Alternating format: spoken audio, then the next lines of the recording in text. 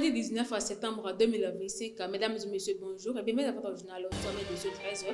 Souleymane Basidé interpelle les jeunes et les artistes sur la préservation du patrimoine culturel. En Guinée, la campagne du référendum constitutionnel s'achève sous tension et pendant ce temps en RDC, la rentrée parlementaire se fait dans un climat de division politique.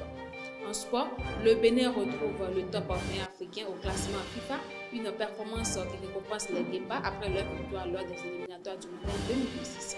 Les détails dans ce instant.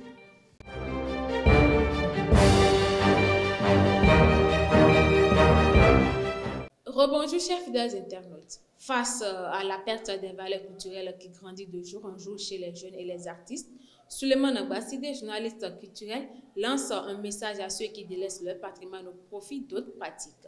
Il s'exprime au micro de Elvire Mbeto. Aujourd'hui, ce que nous avons à valoriser, c'est notre culture et les politiques de nos États. Ils trouvent leur compte. Pratiquement, vous voyez, dans nos pays, et particulièrement au Bénin, la culture a une place de choix aujourd'hui, avec les régimes qui se sont succédés, notamment le régime actuel. Et cette culture-là, ce n'est pas ce que nous avons appris, ce que nous avons connu en Occident qu'il faut exprimer ici.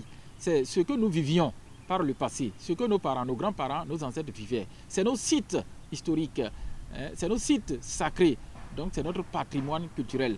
Il y a une identité, ça permet de nous exprimer, d'exprimer notre identité. On a chaque communauté, chaque région pratiquement a son identité culturelle.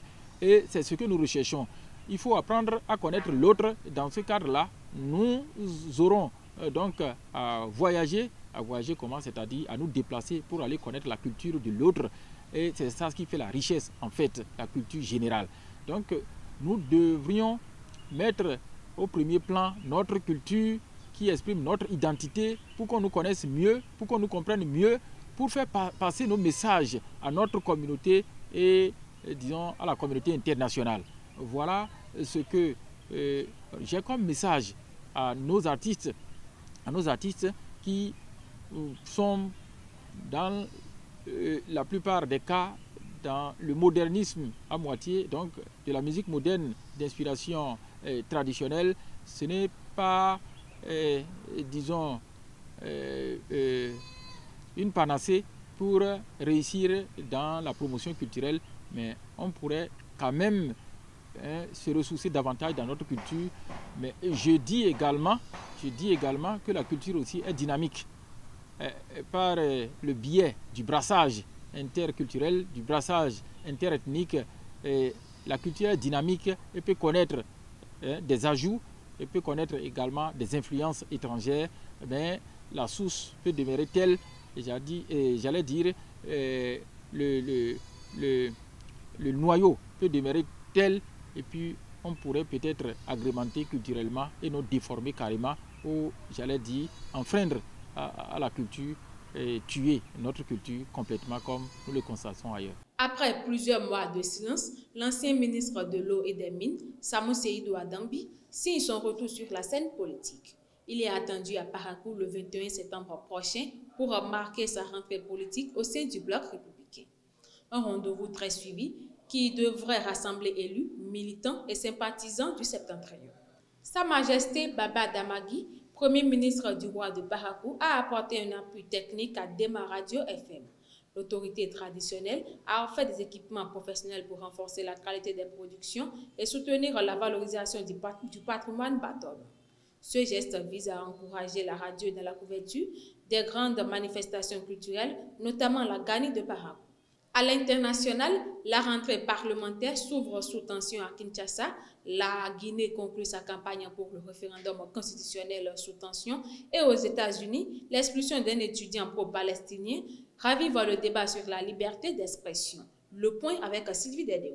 En République démocratique du Congo, ce lundi 15 septembre 2025, la rentrée parlementaire s'est ouverte dans une atmosphère tendue.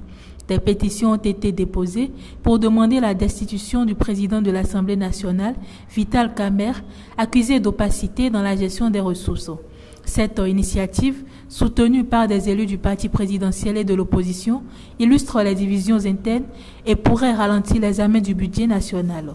Elle révèle aussi la fragilité des institutions face aux rivalités politiques dans un pays déjà confronté à des urgences sécuritaires et sociales. En Guinée, la campagne électorale pour le référendum constitutionnel s'achève jeudi 18 septembre 2025 avec 6,7 millions d'électeurs appelés aux urnes ce dimanche 21 septembre. Le scrutin porte sur une nouvelle constitution, 4 ans après le coup d'État du général Mamadi Doumbouya contre Alpha Condé. L'opposition dénonce un test qui favoriserait l'impunité du chef de l'État et appelle au boycott tandis que la junte promet le oui pour légitimer le maintien au pouvoir de Mamadi Doumbouya. Cette situation illustre les tensions politiques et le débat autour du retour à l'ordre constitutionnel dans le pays. Aux États-Unis, le 17 septembre 2025, l'expulsion de Mahmoud Khalil, étudiant pro-palestinien, a suscité un vif débat. Considéré par l'administration comme une menace à l'ordre public, il est accusé d'activités hostiles. Pour ses soutiens, cette mesure relève surtout d'une volonté politique de réduire au silence les voix critiques, relançant les interrogations sur les libertés académiques et la place du militantisme sur les campus américains. Ces 3 événements distincts montrent un constat commun. Les tensions politiques, la gouvernance et la protection des libertés restent des enjeux centraux pour nos sociétés. Ils rappellent l'importance d'institutions solides, d'un dialogue inclusif et du respect des droits fondamentaux pour garantir la stabilité et la jeunesse. Sport pour boucler ce journal. Ce 18 septembre 2025, le Bénin fait son retour parmi les 20 meilleurs pays africains au classement FIFA, occupant désormais la 93e place mondiale. Les Guépards s'imposent grâce à leur victoire contre le Zimbabwe et le Lesotho lors des éliminatoires du Mondial 2026. Cette progression récompense une équipe en pleine dynamique, tandis que le Maroc conserve sa position de leader africain et que la Côte d'Ivoire retrouve le top 5 continental. Les sprinteurs béninois ont montré des progrès lors de la première journée des mondiaux 2025 de roller sport sur route. Ressou Chedrak s'est illustré avec une 23e place mondiale, tandis que Guéni, Saint-Tiche et Zimé Abdelaziz ont amélioré leur chrono personnel. Même si aucun athlète n'a franchi les quarts de finale, la délégation béninoise laisse entrevoir un avenir prometteur. Ainsi prend fin ce journal. Mesdames et messieurs, merci de nous avoir suivis. Bon début de week-end.